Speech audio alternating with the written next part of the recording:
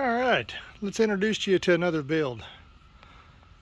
This is a 2020 Ram Promaster 1500 136 wheelbase. It's got this beautiful burgundy color to it. This is the second build for this gentleman. Unfortunately, he had a minor little accident with his first one, and it ended up getting totaled out. So he got this one here. It's absolutely beautiful color. So as you can tell, there's no windows other than the factory back windows. There's no external shore plugs. This gentleman doesn't use much power at all. This one right here, once we get on the inside, you can tell is almost 3 times the electrical that he had in his last van. He does stealth camp a lot in Chicago area. So as you can tell, you can barely see the solar panel up there. That's a 315 solar. And then as we get closer here, I'll open the door and introduce you to the inside of it. It is a very interesting color. So as you can see here, we did all natural beetle kill knotty pine. And then all of the cabinetry and all the accent is pickle green. This van did not have a bulkhead. He did want a bulkhead put in and preferred one that would lock. So, you know, whenever he's not home,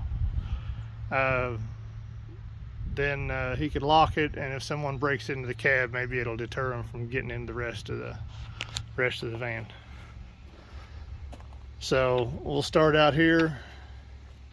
He has 6 gallons of fresh water. He has 6 gallons of gray water. In his last one, I think he had like 4 and 4 with a manual pump. So this right here, we did go as an electric pump. So as you come in here, his last one did not have a refrigerator, where this one we put in it's a truck fridge. TF78 is the model number by B. That is a great company. These are not huge fridges, as you can see. Get your finger out of the way. As you can see, but they do have a little freezer. They are super energy efficient.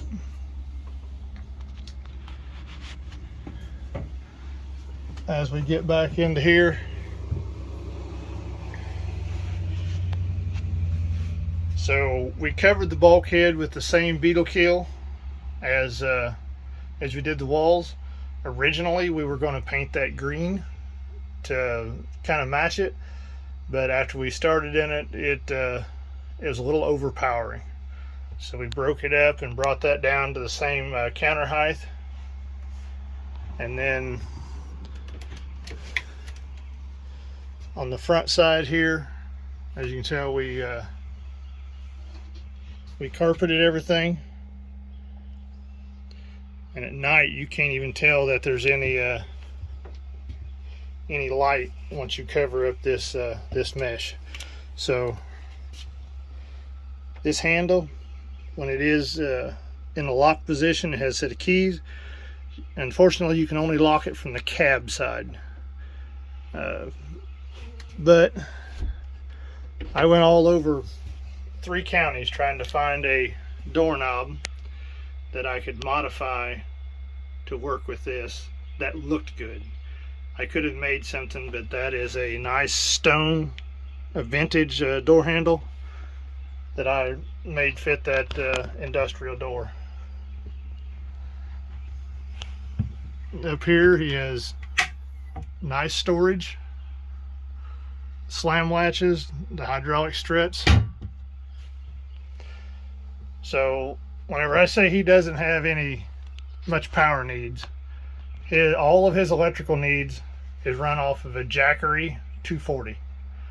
That underneath the back of the bed, when we get to it there is a plug that we can stick directly, that he can plug directly into the Jackery, which ties into these two plugs here. That way if he needs electric, he can use that, and then later on if he wants to upgrade and put an inverter in, there's already some wires ran back there. Got a nice little shelf area here above the sink. A very small little sink, little stainless. Got a little catch basket here.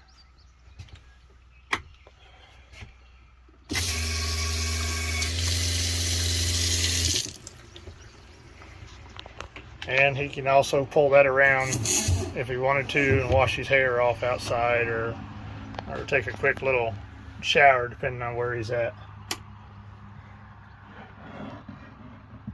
Got a sink insert to maximize counter space. This one here, we put him in a regular 12-volt plug in there. On the other side is a dual USB. That is his Wabasto heater control. That is a thermostat control. And then when we get down here under the toe kick, that is his air intake, and back there is the hot air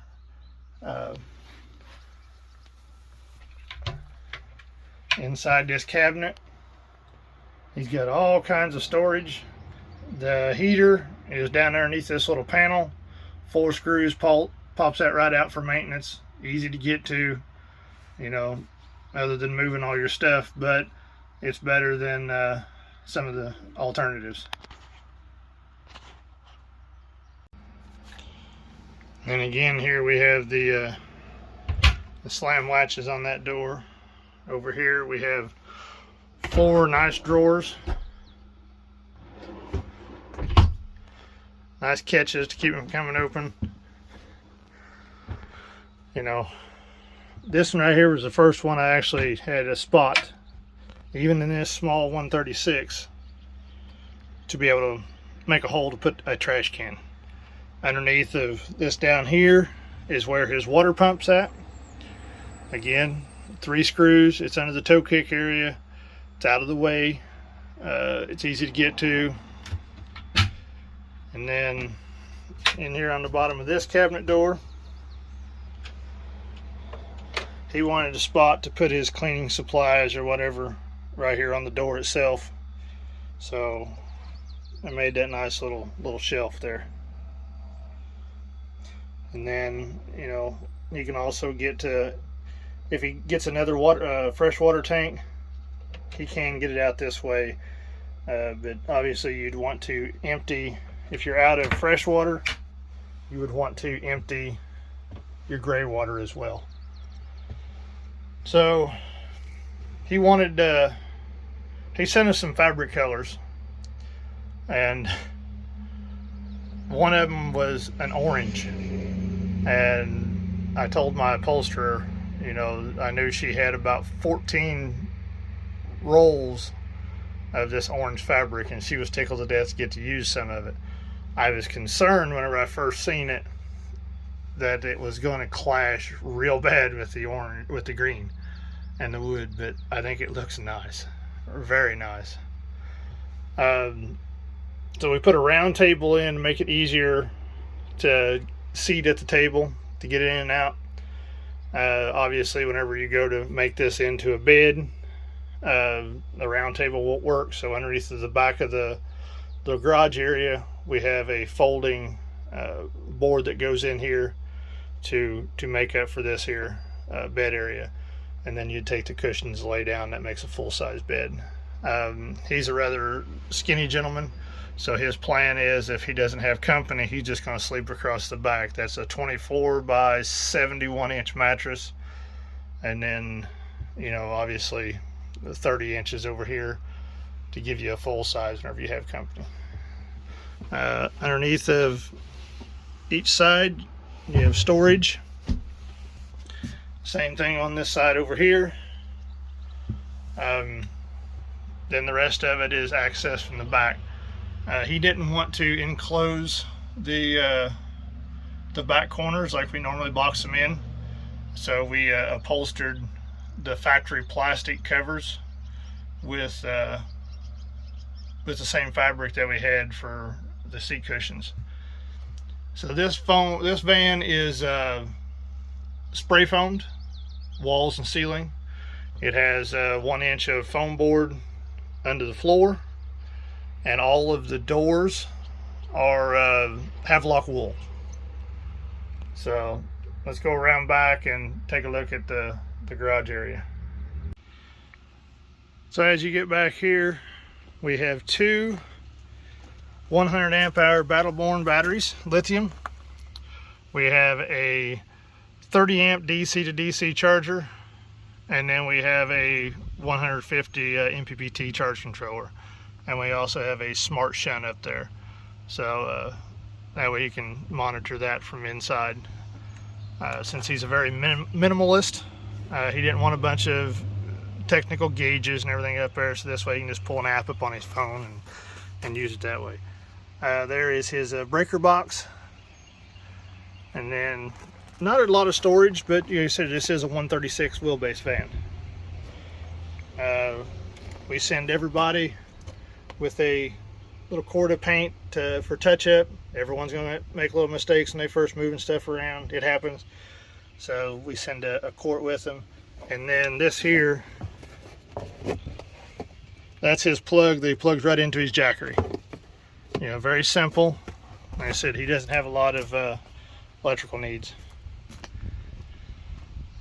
The back doors are all insulated with Havelock wool, and then we have a Max Air Fan 7000 series.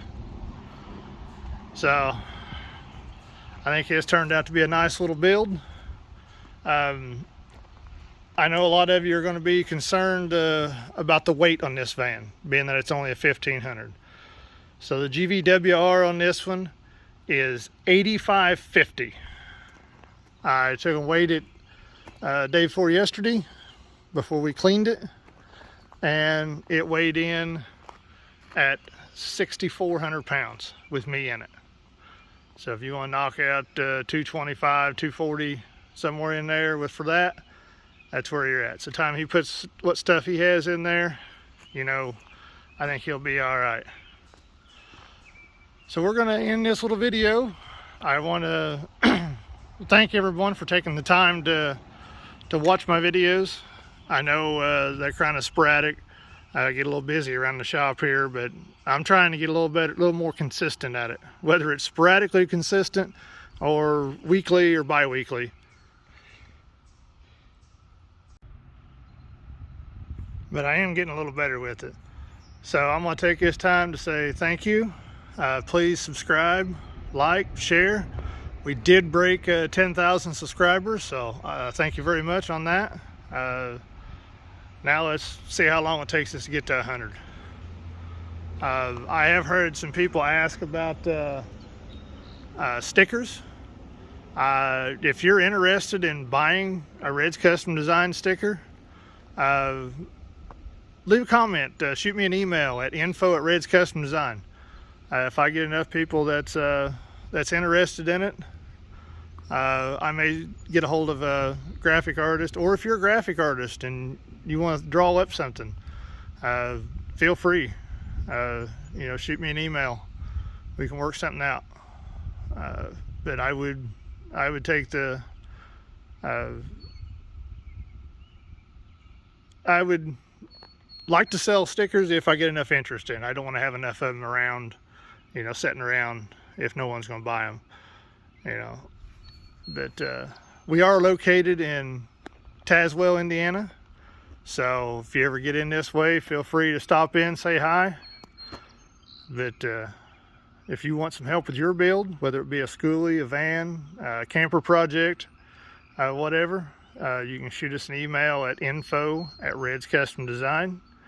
You can follow us on through our website or Instagram, Facebook, or here on YouTube, all under Reds Custom Design.